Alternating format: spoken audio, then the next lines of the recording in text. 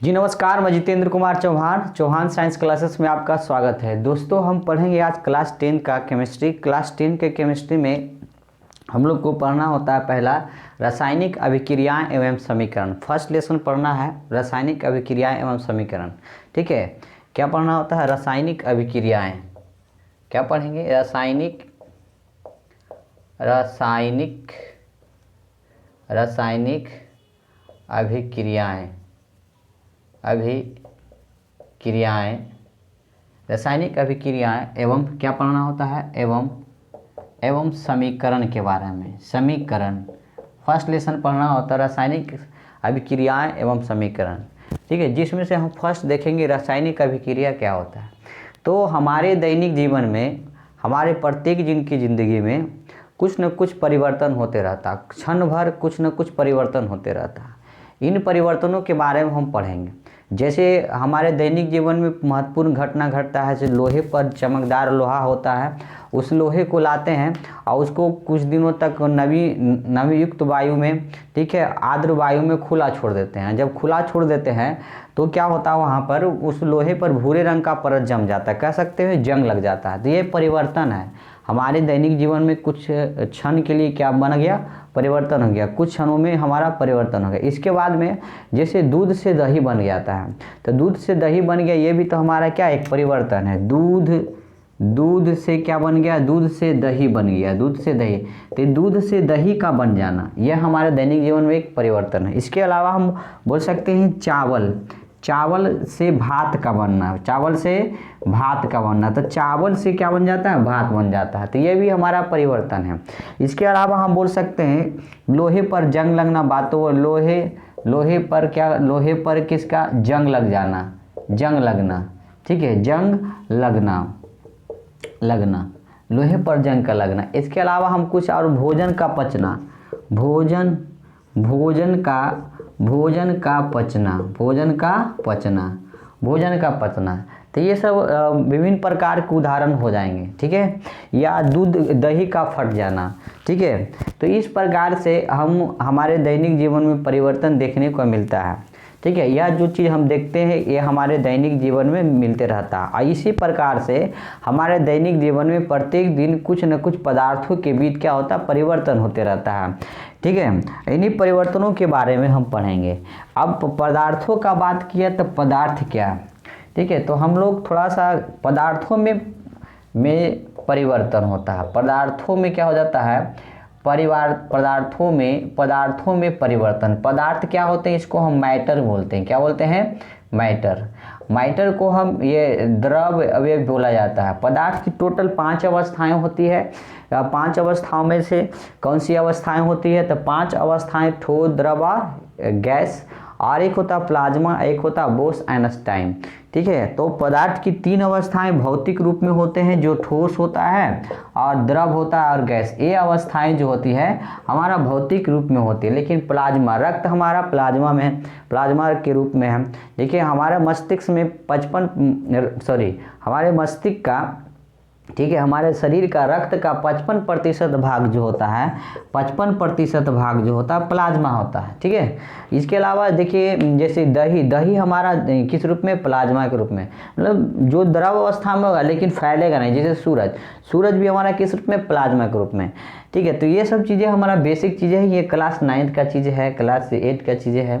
ठीक है, लेकिन बाकी चीज़ों को हम यहाँ बताते चलेंगे। तो हमारा बात है पदार्थ क्या है? द्रव, मैटर क्या है? तो हमारे ये भी देखिए 9 का है। तो दुनिया का जो भी संसार का चीज़ है, जो भी वस्तु है, चीज़ बोल सकते हैं, वस्तु बोल सकते हैं। जैसे मार्कर हो गया, मोबाइल हो गया, पंखा हो गया, टेबल हो गया, ईंट हो गया, कपड़ा हो गया, बुक हुआ, किताब हो गया, बेंच हो गया, ये सब जितनी भी सारी चीज़ें हैं सब क्या है? पदार्थ हैं। तो पदार्थ बना है किसके? तो किस चीज़ों का बना होता है? तो पदार्थ ही अत्यंत सूक्ष्म छोटे छोटे कणों का बना होता है। जो पदार्थ का जो अंतिम कण होता है उससे ही मिलकर बना, उसे इसी अंतिम कण को ही परमाणु कहा दिया गया था। तो परमाणु कहा दिया गया किसके द्वारा? तो पदार्थ अंतिम कणों या सूक्ष्म कणों से मिलकर बने होते हैं। तो इस बात को महर्षि कणाद ने बताए थे, हमारे देश का ही एक प्रारंभिक है ना, प्रारंभिक वैज्ञानिक थे, ठीक है, गणितज्ञ थे, उन्होंने बताए थे। इसके अलावा बहुत सारे वैज्ञानिक हैं, ठीक है, जैसे कि जॉन डाल्टन है। जॉन डाल्टन ने ये पदार्थों के अंतिम कणों को बोले या तत्व के अंतिम कण को बोला परमाणु कहते हैं, और यही इसे हम एटम कहते हैं, ठीक है। तो इन सभी चीज़ों के बारे में हम पढ़ेंगे, या इससे पहले क्लास में 9th-10th में आप लोग पढ़े होंगे, तो हम उस चीज़ों को नहीं लेकर चलेंगे। तो पदार्थ क्या है, तो समझिए हमारे आसपास के जितनी भी सारी वस्तुएं हैं सब क्या होती है, पदार्थ होती है, और ये कुछ न कुछ स्थान घेरती है। यहाँ तक कि हमारी बारिश का एक बूंद भी है, एक मेरे बूंद जो है वो भी क्या है, पदार्थ है। यहाँ तक कुहासे वगैरह भी होता है, धुएं वगैरह हो गया, ये सब क्या पदार्थ होते हैं, ठीक है। पदार्थ में स्पेस ग्रहण करने की क्षमता होती, कह सकते हैं आयतन ग्रहण करता होगा। इसके अलावा पदार्थ बहुत सारे चीज़ समझते हैं, पदार्थ विरोध भी डालता है, रुकावट डालता है, ठीक है। तो रुकावट डालता है, जैसे मान लेते हैं कहीं पर चेयर लगा हुआ, अब उस पर कोई दूसरा चेयर नहीं रख सकते हैं, या उससे हम उस रास्ते से नहीं जा सकते हैं। तो ये सब हमारा कुछ एग्जाम्पल है, ठीक है। लेकिन पदार्थ क्या है, तो संसार के जितनी, या ब्रह्मांड बोल सकते हैं, जितनी भी वस्तुएं हैं या खुली आँखों द्वारा हम देख सकते हैं, सब क्या है, पदार्थ हैं। तो दोस्तों हम पढ़ रहे हैं क्लास 10 का केमिस्ट्री, हम वहाँ तक नहीं जाएंगे, हम पढ़ेंगे रासायनिक अभिक्रिया एवं समीकरण के बारे में। तो समीकरण को जाने से पहले हमको देखना होगा रासायनिक अभिक्रिया, पदार्थ होता है क्या। अब देखिए इसके बाद में पदार्थ को में ही एक आता है परमाणु। क्या आता है, परमाणु का बात। परमाणु क्या है, परमाणु के, ठीक है, एटम भी बोलते हैं, परमाणु एटम। परमाणु अविभाज्य है, इस बात के बारे में जॉन डाल्टन ने जानकारी दिया था। परमाणु को विभाजित नहीं कर सकते हैं, लेकिन बाद में देखा गया कि परमाणु को विभाजित किया जा सकता है। तो परमाणु को विभाजित करके उसमें अलग प्रकार के कण खोजे गए, जैसे इलेक्ट्रॉन, प्रोटॉन और न्यूट्रॉन खोजा गया था। इसी प्रकार से अगर हम इसमें देख लिया जाए, परमाणु का अगर जिक्र कर लिए हैं, तो तत्व का अंतिम कण जो होता है परमाणु होता है। तो यहाँ परमाणु का जब सेल को देखा जाता है, तो परमाणु इस प्रकार से वृत्ताकार सेलों का बना होता है, ठीक है। इन्हीं सेलों में बीच वाला का नाम दिया गया नाभिक, इसी को हम बोलते हैं नाभिक का। ये नाभिक नाम दिया था, इसे हम केंद्रक, प्रारंभ में इसे हम केंद्रक बोलते थे। क्या बोलते थे, केंद्रक। प्रारंभ में इसे हम केंद्रक बोलते थे, ठीक है, केंद्रक बोला जाता था। लेकिन बाद में इसका नाम नाभिक पड़ा। नाभिक नाम जो दिया था रदरफोर्ड ने दिए थे, रदरफोर्ड। कितने दिए थे, रदरफोर्ड। यह रदरफोर्ड जी ने दिए थे। परमाणु के केंद्रक का नाम नाभिक पड़ा गया। इसी में बताया गया था परमाणु का जो ये बीच वाला भाग जो होता है वो धन आवेशित जो होता है। यहाँ पर धन आवेशित होता है, धनात्मक होता है, धन आवेशित मतलब धनात्मक होता है। और इसी में बताया गया था कि परमाणु के जो ये नाभिक होता है इसमें प्रोटॉन और न्यूट्रॉन होते हैं। परमाणु का केंद्रक में धन आवेशित होता है, इस धन आवेशित में ही प्रोटॉन और न्यूट्रॉन पाए जाते हैं। हम कह सकते हैं परमाणु के जो केंद्र होता है, नाभिक होता है, उसमें प्रोटॉन और क्या पाया जाता है, न्यूट्रॉन पाए जाते हैं। क्या पाया जाता है, न्यूट्रॉन पाया जाता है। क्या पाया जाता है, न्यूट्रॉन। ये क्या होते हैं, न्यूट्रॉन पाए जाते हैं। न्यूट्रॉन को N से दिखाया जाता है, आज इस पर चार्ज नहीं होता है। यह इसका मान क्या होता है, 0 होता है। यह उदासीन होता है, उदासीन। ये क्या होता है, उदासीन होता है, विद्युत का उदासीन होता है, जिस पर कोई चार्ज नहीं होते हैं। इसके अलावा प्रोटॉन जो होता है, प्रोटॉन का बात कर लिया जाए तो प्रोटॉन को क्या बोला जाता है, प्रोटॉन जो होता है P से देखा जाता प्रदर्शित किया जाता है। इस पर प्लस चार्ज होता है, एक कह सकते हैं +1 होता है। इस पर प्रोटॉन होता है, धन आवेश होते हैं। क्या होते हैं, धन आवेशित होते हैं, जो प्लस चार्ज होता है। इसके बाद में एक चीज़ और खूब बताया गया है कि परमाणु के सेल जो होता है, ये सेल, इसे हम सेल बोलते हैं। क्या बोलते हैं, सेल। ये परमाणु को क्या बोलते हैं, सेल। इन्हीं सेलों को हम कक्षाएँ बोलते हैं, या इन्हीं सेलों को हम बोलते हैं, इन्हीं सेलों को हम ऊर्जा स्तर भी बोलते हैं। ऊर्जा स्तर भी बोला जाता है, या इसी को ऑर्बिट भी कह सकते हैं। क्या बोलते हैं, ऑर्बिट भी कहते हैं, इसे ऑर्बिट भी कहा जाता है, इसे ऑर्बिट भी कहा जाता है। तो इन सभी चीज़ों को हम देखेंगे। इसके बाद अगर हम देख लिया जाता कि इन सेलों में जो होता है, परमाणु के जो सेल होता है, इन सेलों में जो होते हैं इलेक्ट्रॉन जो होता है, इलेक्ट्रॉन वृत्ताकार कक्षाओं में परिभ्रमण करते हैं, है ना, घूमते रहते हैं या चक्कर काटते रहते हैं। ठीक है, यह प्रथम सेल में 2 इलेक्ट्रॉन होता है और 2 इलेक्ट्रॉन होता है, प्रथम सेल में 2 इलेक्ट्रॉन होता है, दूसरे में 8 होता है, तीसरे में 18 इलेक्ट्रॉन होते हैं। इस प्रकार से इन सेलों में इलेक्ट्रॉन परिभ्रमण करते रहते हैं। ठीक है, अब इसके बाद में कहा गया था परमाणु का इन सेलों का नाम भी दिया गया था, जिसे हम KLM द्वारा दिखा सकते हैं। इसके बाद में कहा KL था, M था, N था, आगे इसे O। ठीक है, इस प्रकार से व्यवस्थित है नाम। ठीक है, जिसे हम विशेष रूप से आगे वीडियो में पढ़ेंगे। इसके अलावा जो इसमें कुछ विशेष चीज़ों की हम और जानकारी देते हैं। ये इसमें परमाणु को जो से प्रथम सेल में S जो होता है सब सेल होता है, इसे SP होता है, इसमें SPD होता है और इस वाले में SPD और F होते हैं। देखो SPD F का जो बात हुआ है, SPD और F जो थे इसे हम उप कक्षाएं बोलते हैं, उप कक्षाएं बोलते हैं, उप कक्षाएं बोलते हैं। ठीक, या बोल सकते हैं सब सेल बोलते हैं, इसको क्या बोलते हैं, सब सेल, या इसी को बोलते हैं सब, इसे हम सब सेल भी बोल सकते हैं, सॉरी, या इसे हम सब सेल भी बोल सकते हैं, सब सेल, सब सेल, यहाँ इसे हम सब सेल बोलते हैं, इसको क्या बोलते हैं, सब सेल बोलते हैं। उपकक्षा SPDF से दिखाया गया। SPD जैसे हम पीरियोडिक टेबल पढ़ेंगे तो पीरियोडिक टेबल को 4 ब्लॉक में बांट दिया गया है। SPDF S ब्लॉक में कुल कितने तत्व आते हैं, S ब्लॉक में 2 तत्व आते हैं जिसकी संयोजकता भी 2 होती है। ठीक है, 13 से लेके इन सभी चीज़ों को हम बारीक से अध्ययन करें क्योंकि ज़्यादा वीडियो लंबा हो जाएगा, क्योंकि हम सिर्फ परमाणु का बात जिक्र किया। इसके बाद में इसमें जो था परमाणु का ये जो कक्षाएं होते हैं, इसमें 2, 4 और 4 हो गया, 6 हो गया, 10, इसमें होता है 2, इसमें होता है 6, इसमें कितना 10, इसमें 14 इलेक्ट्रॉन व्यवस्थित होते हैं। अब उपकक्षाएं क्या होती है, तो उपकक्षाएं जो होती है परमाणु की सेल के अंदर जो इलेक्ट्रॉन मौजूद रहते हैं उनकी संख्या को जो दर्शाता है, बताता है, वो उपकक्षाएं कहलाती हैं, सब सेल कहलाती हैं। और ऊर्जा स्तर उसे कहते हैं जो परमाणु को इस वृत्ताकार कक्षाओं द्वारा जो दिखता है वह सेल होता है। अब इसके बाद में परमाणु का बात, परमाणुओं का खोज कोई वैज्ञानिक बताया जाता है, प्रारंभिक वैज्ञानिक महर्षि कणाद को बताया जाता है। इसके बाद में कहा जाता है कि परमाणु का खोज बताया गया, किसको, जॉन डाल्टन को बताया गया। तो ये सब चीज़ें हम विशेष रूप से अध्ययन करेंगे, लेकिन हम यहाँ पर पढ़े थे परमाणु हम देख लिए, हम क्योंकि जानना हमको रासायनिक अभिक्रियाएं, परमाणु का बात आएगा, इसके कारण हमको ये चीज़ बताना पड़ गया। अब इसमें से परमाणु को जो परमाणु की सेल होती है उन सेलों की संख्या को n से दिखाते हैं। अधिकतम संख्या जो होती है 2n² होती है। ठीक है, अब इसके बाद में जो होता है अधिकतम संख्या 2n² होती है। प्रथम सेल में कितना इलेक्ट्रॉन, 2 रहता है, दूसरा में कितना रहता है, 8 रहता है, तीसरा में 18। ये चीज़ हम चर्चा कर चुके हैं। ठीक है, अब इसके बाद में इलेक्ट्रॉन प्रोटॉन बाद में खोजा गया। परमाणु के सेलों में इलेक्ट्रॉन प्रोटॉन न्यूट्रॉन रहते हैं। तो इलेक्ट्रॉन का खोज कौन किया था, इलेक्ट्रॉन का खोज किया था, इलेक्ट्रॉन का खोज किया था। ठीक है, जैसे इसको याद कर सकते हैं बहुत बढ़िया तरीका से, इसको कर सकते हैं द गोपचन, इस प्रकार से याद कर सकते हैं।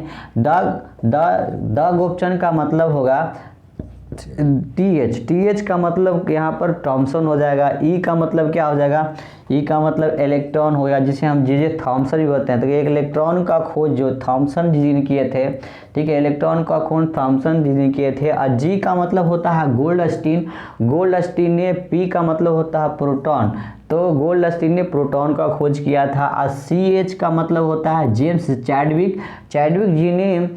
N का मतलब होता है न्यूट्रॉन का खोज किया था। तो यहाँ से जान सकते हैं द गोपचन नाम याद रख लीजिएगा कि इलेक्ट्रॉन का खोज किसने किया था, प्रोटॉन का खोज किसने। इससे पहले इलेक्ट्रॉनों के बारे में रदरफोर्ड ने भी बता चुके थे। ठीक है, लेकिन उनकी श्रेयता नहीं दी जाती है जे थॉमसन का। ठीक है, जिसे हम थॉमसन भी बोलते हैं। तो ये सब चीज़ें हम पढ़ना हमको अगली कक्षाओं में पढ़नी होती है, लेकिन हम आज पढ़ेंगे किन कक्षाओं में? आज हम सिर्फ पढ़ेंगे रासायनिक परमाणु के बारे में जानना था तो हम परमाणु जान लिए। हम आज पढ़ेंगे रासायनिक अभिक्रियाएं, ठीक है। तो आप अगर स्क्रीनशॉट लेना चाहते हैं तो ले सकते हैं। हम आपको 5 या 10 सेकेंड का टाइम देते हैं।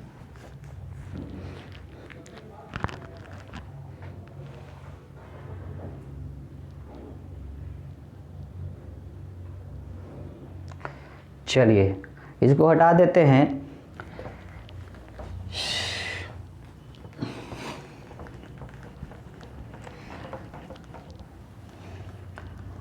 आते हैं हम रासायनिक अभिक्रिया है। रासायनिक अभिक्रिया को बोला जाता है केमिकल रिएक्शन। इसको क्या बोलते हैं? Chemical reaction.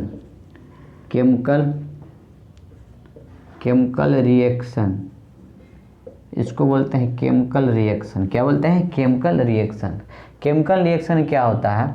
ठीक है, लिखेंगे जब कोई पदार्थ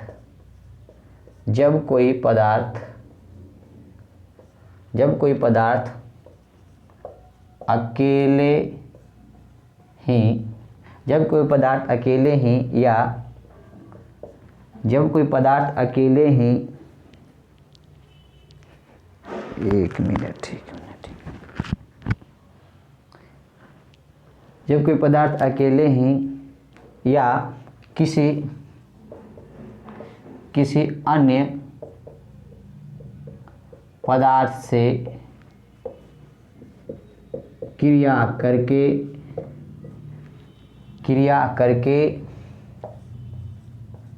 भिन्न गुण वाले एक या एक से जब कोई पदार्थ अकेले ही या किसी अन्य पदार्थ से क्रिया करके भिन्न गुण वाले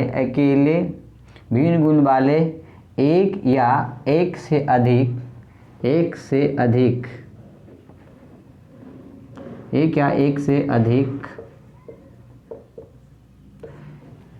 एक से अधिक जब कोई पदार्थ अकेले ही या किसी अन्य पदार्थ से क्रिया करके भिन्न गुण वाले एक या एक से अधिक नए पदार्थों का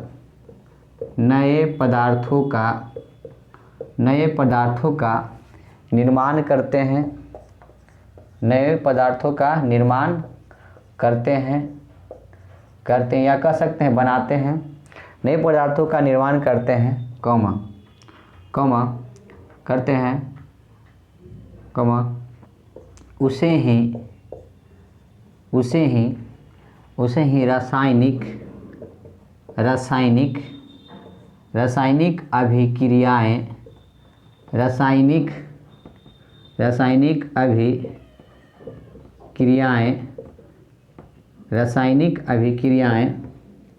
रासायनिक अभिक्रियाएं कहते हैं, है ना। जब कोई पदार्थ अकेले होगा या एक से अन्य पदार्थ होंगे और उनके साथ जब संयोग करके नए पदार्थों का क्या करेंगे? निर्माण करेंगे, वही पदार्थ हमारा रासायनिक अभिक्रिया कहलाता है। अब बात आ गया तो रासायनिक समीकरण का बात आता है, तो रासायनिक अभिक्रिया का बात आता है तो कुछ चीज़ें जानना होगा। जैसे परमाणु, तभी बताए थे परमाणु तत्व का अंतिम कण होता है, ये छोटे छोटे कणों से बना होता है। इन छोटे कणों से ही परमाणुओं से मिलकर पदार्थ बने होते हैं, ठीक है। तो अब परमाणुओं का जब संयोग होगा दो या दो से अधिक, जब एक परमाणु किसी दूसरे परमाणु से संयोग करते हैं तब वह रासायनिक अभिक्रिया बनाते हैं, नए पदार्थ का निर्माण करते हैं। नए पदार्थ का क्या करते हैं? निर्माण करते हैं। जब दो परमाणु आपस में संयोग करते हैं तब उन परमाणुओं का अणु टूट जाते हैं। परमाणु क्या होते हैं? टूटते हैं। परमाणु टूटकर नए परमाणु टूटकर फिर से, है ना, पूर्ण संगठन होता है। अपूर्ण संगठन होकर फिर से नए पदार्थ का क्या करते हैं, निर्माण कर सकते हैं। तो कह सकते हैं जब रासायनिक अभिक्रिया होती है तो उसमें परमाणु क्या होते हैं, टूट जाते हैं। परमाणु टूट कर, ठीक है, नए पदार्थों का क्या करते हैं, निर्माण करते हैं। और वो नया पदार्थ जो होता है अपने मूल जैसे, मतलब पहले जैसे पदार्थ से बिल्कुल क्या होता है, अलग होता है। तो पहले जैसे पदार्थ से बिल्कुल क्या होता है, भिन्न गुण वाला होता है, और उसे ही बोलते हैं, इस प्रकार का जब घटना घट जाती है उसे ही रासायनिक अभिक्रिया कहते हैं। अब जैसे हम समझ लेते हैं, मान लेते हैं यहाँ पर ए और मान लेते हैं कोई ए प्लस बी नाम का तत्व है, इसको हम समीकरण दिखाना चाहते हैं। तो ए और बी जब आपस में संयोग करेंगे तो संयोग करके रासायनिक अभिक्रिया करेंगे। रासायनिक अभिक्रिया जब करेंगे, रासायनिक जब अभिक्रिया करेंगे तो अपने से, मतलब ये दोनों ए प्लस बी अपने से बिल्कुल अलग पदार्थ बना लेंगे, सी प्लस डी का क्या करेंगे, निर्माण करेंगे। बिल्कुल पहले वाले जो मूल पदार्थ होंगे, जो मूल पदार्थ होगा, ये मूल पदार्थ से बिल्कुल क्या होगा, भिन्न होंगे। ये जो पदार्थ बनेगा बिल्कुल भिन्न होगा, अलग होगा, इसके जैसा नहीं देखा अपना। तो ही कह सकते हैं रासायनिक अभिक्रिया में कोई पदार्थ अपने मूल अस्तित्व को खो देता है। अब मूल अस्तित्व को खो देता है, देखिए इस प्रकार का चेंजिंग होता है, इस प्रकार का हमारे दैनिक जीवन जो परिवर्तन होता है रासायनिक अभिक्रिया कहलाती है। अब इसके बाद में हम ये मूल पदार्थ की बात कर लेते हैं। तो ये मूल पदार्थ जो होता है, जो रासायनिक अभिक्रिया में भाग लेते हैं, तो जो रासायनिक अभिक्रिया में भाग जो लेते हैं ना, इसे हम अभिकारक कहते हैं। क्या कहते हैं, अभिकारक। ये जो रासायनिक अभिक्रिया में आपस में भाग संयोग कर रहे हैं, इसे हम अभिकारक कहते हैं। क्या बोलते हैं, अभिकारक। इसे क्या कहते हैं, अभिकारक। इसे अभिकारक कहते हैं। और जो रासायनिक अभिक्रिया के, इसे हम पूरा नाम लिख, अभिक्रिया, रासायनिक अभिक्रिया के फलस्वरूप जो बनकर तैयार होता है, ये इसे हम प्रतिफल कहते हैं। इसे आप देखना चाहते हैं तो इसे हम क्या कहेंगे, प्रतिफल कहेंगे। क्या बोलेंगे, प्रतिफल। इसे हम प्रतिफल कहें। यह प्रतिफल का दूसरा नाम होता है उत्पाद भी बोला जाता है। इसे क्या कहेंगे, उत्पाद, मतलब उत्पन्न हुआ, एक नया चीज उत्पन्न हुआ। तो आप देखिए यहाँ जो तीर चिन्ह जो है, ये तीर चिन्ह यह दिखाता है रासायनिक अभिक्रिया या बोल सकते रासायनिक समीकरण को दिखाता है। ये तीन रासायनिक अभिक्रिया को दिखाता है, अभिक्रिया को दिखाता है, या इस तीर चिन्ह को रासायनिक समीकरण भी रासायनिक समीकरण को भी व्यक्त करता है। ये तीर चिन्ह जो रासायनिक समीकरण बनाता है।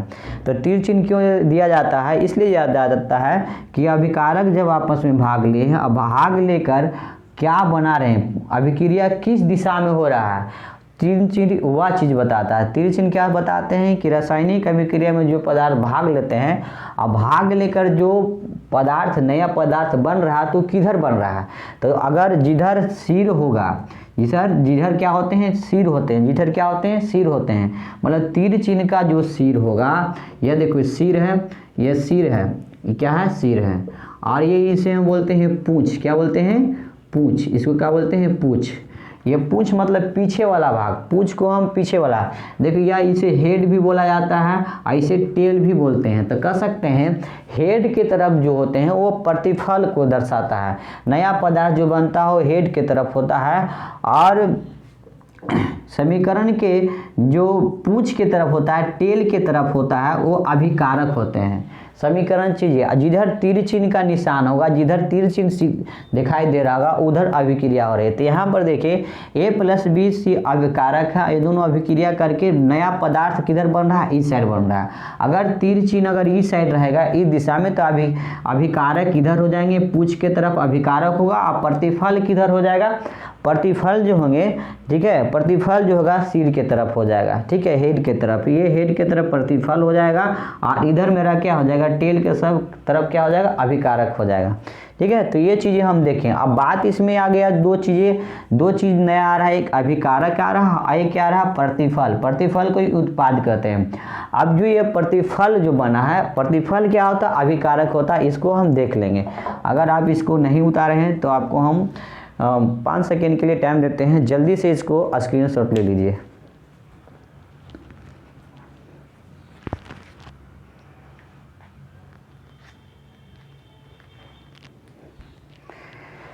चलिए इसे हम थोड़ा सा हटा ही देते हैं। अब आ जाते हैं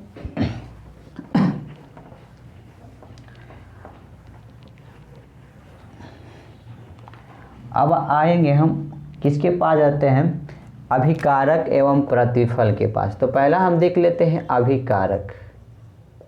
अभिकारक पहला हम क्या लेते हैं, अभिकारक। पहला अभिकारक को हम देखते हैं। अभिकारक, अभिकारक क्या होता है। तो अभिकारक जैसे कुछ एग्जाम्पल को हम समझना चाहते हैं। जैसे हाइड्रोजन है प्लस ऑक्स, हाइड्रोजन को ले लिया जाए, हाइड्रोजन प्लस क्लोरीन को ले लिया जाए। जब इसे हाइड्रोजन और क्लोरीन को जब सूर्य की प्रकाश की उपस्थिति में अभिक्रिया कराई जाती है तो ये दोनों अभिक्रिया करके HCl का निर्माण कर देता है। तो HCl अब यहाँ पर आप संतुलित कर सकते हैं। देखिए संतुलित करना एक अलग टॉपिक है, इसे अलग से ही पढ़ाया जाता है। तो संतुलित कर सकते हैं। यहाँ हाइड्रोजन हमने कितना लिए, H2 के रूप में लिए, क्लोरीन यहाँ 2 के। अभी 2 कहाँ से आ रहा है, आप ले सकते हैं, नहीं ले सकते हैं, आप ऐसे भी ले सकते हैं। जैसे कार्बन और ऑक्सीजन लेके कार्बन डाइऑक्साइड बना सकते हैं। ये सब चीज़ें जब रिएक्शन बनाना आपको सिखाएंगे तो इसके बारे में हम बताएंगे आपको, ठीक है। अब ये संतुलित करें, यहाँ क्लोरीन 2 है, हाइड्रोजन 2 है, तो यहाँ पर 2 दीजिएगा तो इससे बैलेंस हो जाएगा कि हाइड्रोजन भी 2 हो जाएगा और क्लोरीन भी 2 हो जाएगा। बाकी इधर तो अपने आप संतुलित है, ठीक है। इसी प्रकार से ये एग्जाम्पल हो गया। तो इस एग्जाम्पल में देख लिया जाए ये तीर चिन्ह है, ये रासायनिक अभिक्रिया हो रहा है तो सूर्य की प्रकाश की उपस्थिति में हो रहा है। सूर्य का प्रकाश की उपस्थिति में, सूर्य का प्रकाश की उपस्थिति में जब ये अभिक्रिया कराई जा रही है तो HCl का निर्माण। तो यहाँ हम H क्या लिए हैं, हाइड्रोजन को लिए हैं, हाइड्रोजन को लिए हैं, और Cl जो लिए हैं क्लोरीन को लिए हैं, क्लोरीन के सूर्य के प्रकाश के तब बनाता है HCl का निर्माण कर देता है। HCl का मतलब होता है हाइड्रोक्लोरिक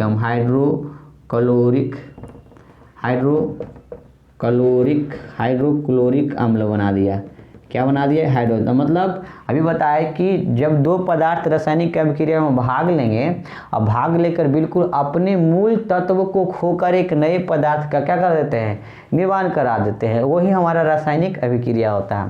तो हाइड्रोजन और क्लोरीन जब आपस में अभिक्रिया करता है तो वो हमारा बना देता है HCl। अब देखिए ये दोनों हाइड्रोजन और क्लोरीन यहाँ पर अभिकारक हो गए। क्या हो गए, अभिकारक, ये अभिकारक हो गए। और यहाँ पर HCl जो हमारा दिखाई दे रहा है ये हमारा क्या है, प्रतिफल है। क्या है, प्रतिफल, या इसी को बोलते हैं उत्पाद भी बोल सकते हैं, ठीक है। अब देखिएगा तो अभिकारक का परिभाषा हम यहाँ से लिख सकते हैं, जो पदार्थ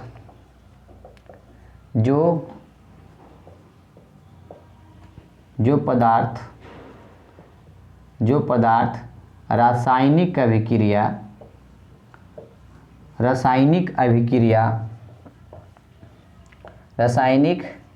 अभिक्रिया में भाग लेते हैं,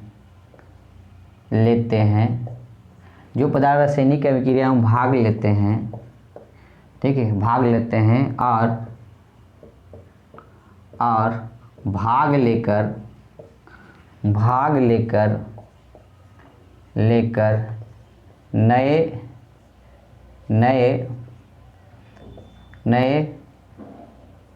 लेकर नए पदार्थों का निर्माण करते हैं,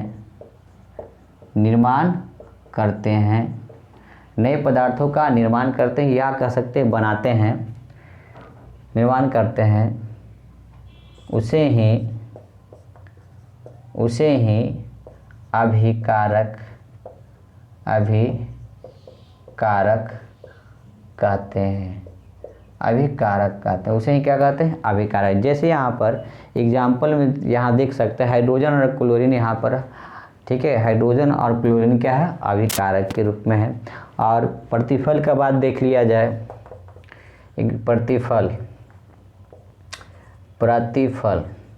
प्रतिफल को प्रोडक्ट भी बोला जाता है, प्रोडक्ट भी बोलते हैं प्रतिफल। अब देखिएगा प्रतिफल क्या होगा, प्रतिफल, ठीक है, प्रतिफल वैसे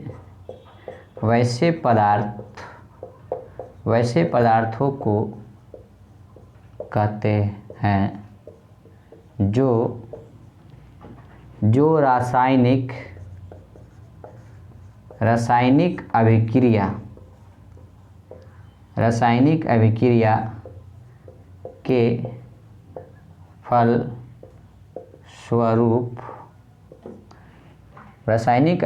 के फलस्वरूप बनते हैं या बोल सकते बनते हैं या बनकर तैयार होते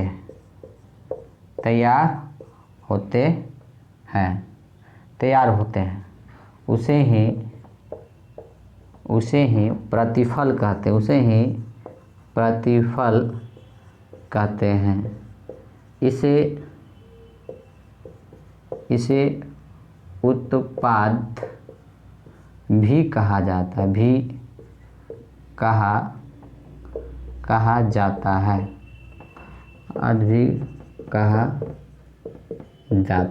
उत्पाद भी कहा जाता है। ठीक है। तो यह अभिकारक जो होता है समीकरण के पूछ की ओर होता है। कह सकते हैं कि LHS तरफ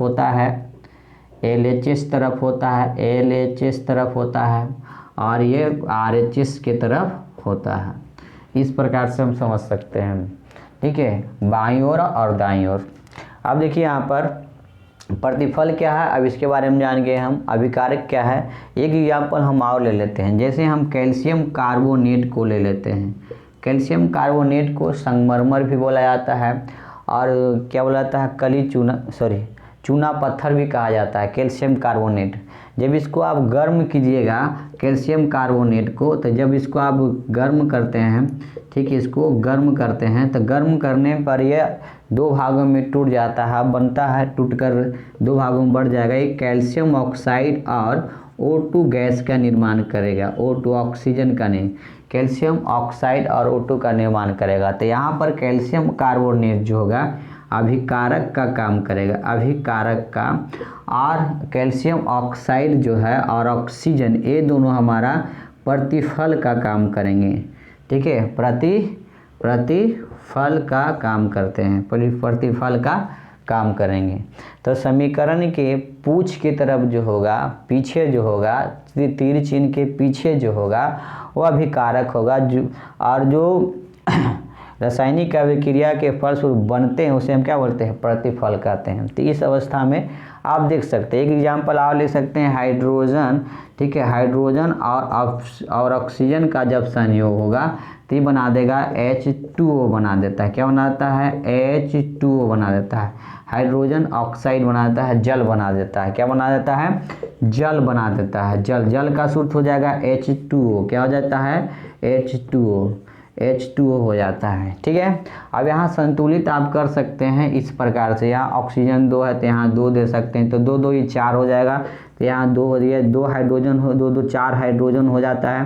तो 4 हाइड्रोजन, यहाँ ऑक्सीजन 2 है तो यहाँ भी ऑक्सीजन कितना है, 2 है। ठीक है, तो आप इस प्रकार संतुलित करिए। इसी प्रकार से सोडियम क्लोराइड, सोडियम और क्लोरीन को लीजिएगा तो बनाएगा सोडियम क्लोराइड बना देगा। इसे हम साधारण नमक बोलते हैं। यह नमक का शुद्ध हो गया। ठीक है, साधारण नमक हो गया। ये नमक बना देता है। क्या बनाता है, सोडियम और क्लोरीन जब आप क्रिया करेंगे नमक बना देगा। अब देखिए ये रिएक्शन बनाना हम आपको सिखाएंगे अलग से। ठीक है, तो यहाँ पर सोडियम क्लोराइड जो होता है, सोडियम क्लोराइड अभिकारक का काम करेगा, और सोडियम प्लस क्लोरीन यहाँ अभिकारक का काम करेगा, सोडियम क्लोराइड जो है प्रतिफल का काम करेगा। इसी प्रकार से हाइड्रोजन ऑक्सीजन यहाँ पर अभिकारक होंगे और H2O जो जल बनेगा वो हमारा प्रतिफल हो जाएगा। ठीक है, इस प्रकार कुछ एग्जाम्पल आप ले सकते हैं। कार्बन प्लस ऑक्सीजन को कराइएगा तो बनाएगा कार्बन डाइऑक्साइड।